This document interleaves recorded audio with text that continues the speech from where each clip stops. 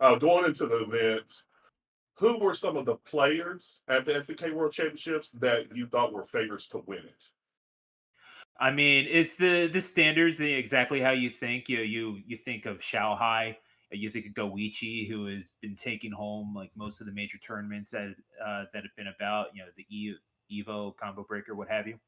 I think that in terms of KOF, I was thinking Shanghai simply because he'd won pretty much every single KOF bracket up until that point. And I think I made the mistake that nearly everyone else made, and that was underestimating Latin America. LatAm showed out at that tournament in a big way. It was their big coming out party, and I think it showed that once you give these places an opportunity to shine, an opportunity to thrive, much like Pakistan and Tekken, like it's been growing there. We kind of had an eye on what Latin America was doing in that, especially in Mexico. Oh my gosh, like I mean that is SNK fighting Mecca right there.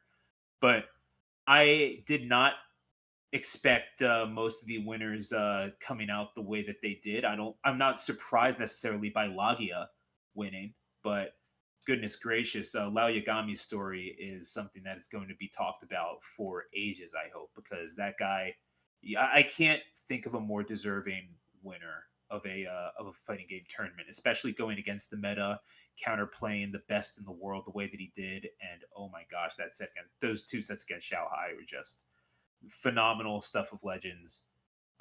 It really did, in many ways, exceed expectations. Not just the brackets, but the event overall. I just wanted you to know that when he got emotional after his win, I felt that, and We were that was true we were emotions. backstage. Totally agree. We were backstage, like because I was on my queue and like we weren't sure if it was because I watched the 3-0 in grands before the reset. And it was just like, wow, this guy is actually on one right now. But we know that Shanghai is going to counterplay somehow. We don't necessarily know what adjustments are going to be made, but if anyone can make them, it's Shanghai. So when we were back there, because I was back there with the translator that was with me, Roberta, our Portuguese translator. Blah, blah, blah. Translator. Wow, I could said that a little bit more normally. But I don't know. We were back there and we saw him just sitting at the seat and just in tears afterward.